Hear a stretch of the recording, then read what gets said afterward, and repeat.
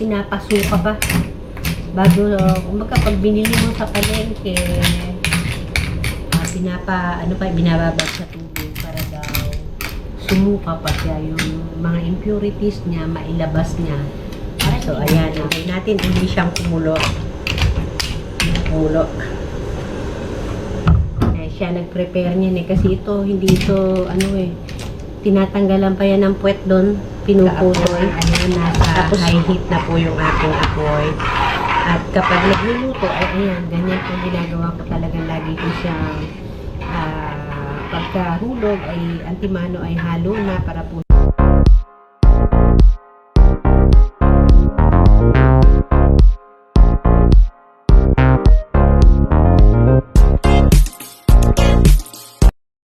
Hello, magandang araw po mga ka-neighbors. Eto na po ako'y medyo nagmamadali na. Medyo na-late ako sa niluluto ng aming hapunan. So, magpe-prepare ako ng pagkain na aking lulutuin. So, before nyo makita, kasi ang lulutuin ko ay yung, alam nyo ba yung baragan o yung parang suso? Suso na mahaba. Favorite na asawa ko. So, yun yung napili niya kasi iluto para sa ngayong hapunan. Pero syempre, before anything else, ay thank you po muna ulit sa pag-follow nyo at sa pag-support nyo sa channel namin. At doon sa mga napapadaan, salamat din po sa chance na nagbigay nyo para ma-share namin ang mga contents ng videos namin. At sana po ay nagugustuhan nyo. Please don't forget to like and subscribe pa rin po sa aming 641 TV. Okay, sige po, proceed na tayo sa aking snapshot ng pagluluto. So, magbigisa ako na prepare ko ng lahat ng aking gamit. So, okay, bawang. Ayan, the usual, tayo ay laging nag-iisa ang ating mga food. Okay, so ayan, nag-iisa na po ako ng bawang at sibuyas. Medyo nagmamadali na nga po kasi medyo nagkakandagutom na ang mga tao, pati ako. So, bawang, sibuyas, and then isama na rin natin yung luya. Kaya yung dami ng luya ngayon. So, balik, ginataang baragan ang napili kong hapunan ng asawa ko. Medyo madali-dali lang naman siyang lutuin. Yan, nasa high heat na po yung aking apoy. At kapag nagluluto, ayan, ganyan po ginagawa ko talaga lagi ko siyang pagkahulog ay antimano ay halo na para po hindi nahihirapan ito ang ating mga. So, lagyan ko na rin ng kaunting asin or sapat na asin para naman sa aking pagluluto.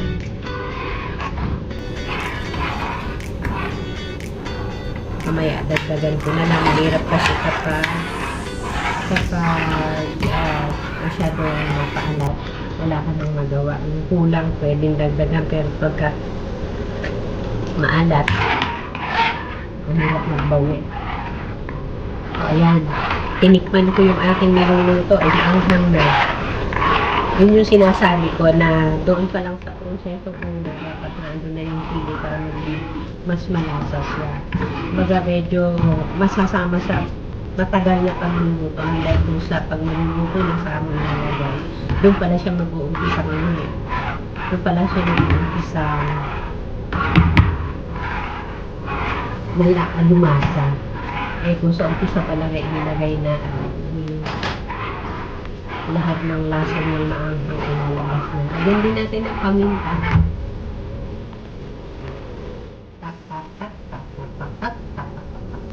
Ayan, paminta talaga kami kung magluto.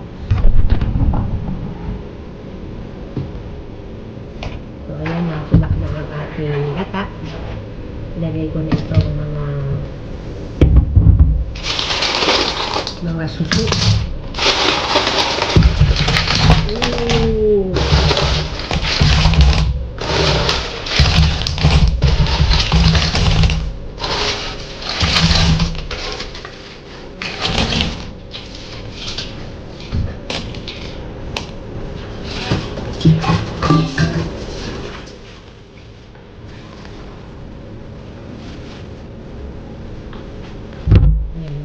Mahilig na kumain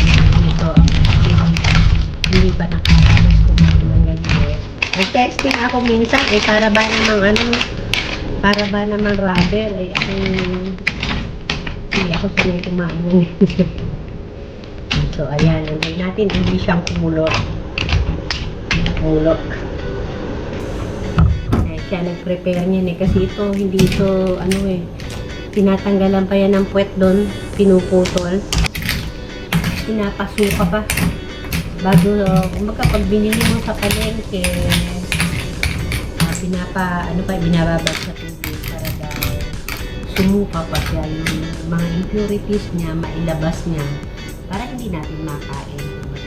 Tayo ay magluluto, hindi natin makakain yung mga impurities na meron sa kabila. So, tikman ko muna. Lagay ko na ang ating unang gata. Ito ang pinakakang gata.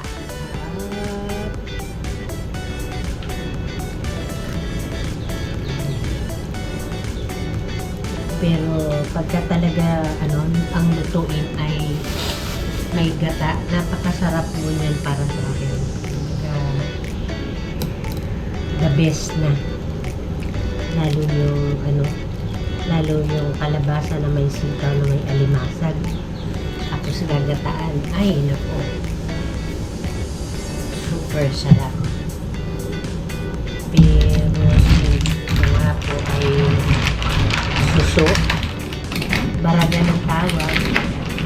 So, ayan. Sabaw lang ang kakainin ko dito.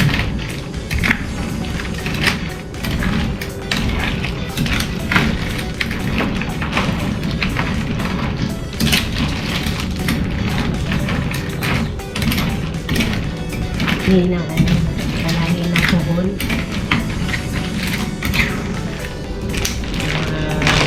Masyadong lutuin.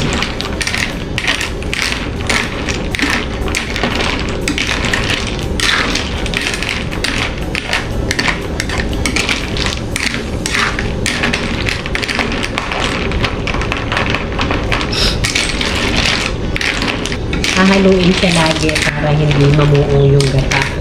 So, kaya siya masyadong maingay kasi hinahalo-halo ko siya.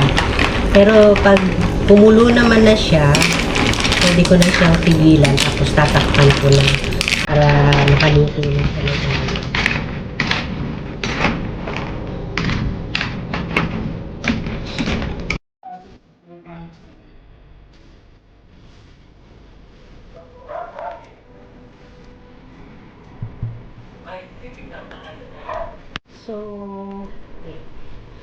Okay, yan na lang po mga kanibors for today. At kami po ay nakaluto na. At kami po ay nakakain na. Hindi na nakapag-anyayang kumain dahil talagang kung maluto yung pagkain. Hindi talagang kumain na. Wala nang naalala. So, ayan. Nung matapos kumain, saka ko kayo naalala. So, yan na lang po for today. At salamat po sa inyong panonood.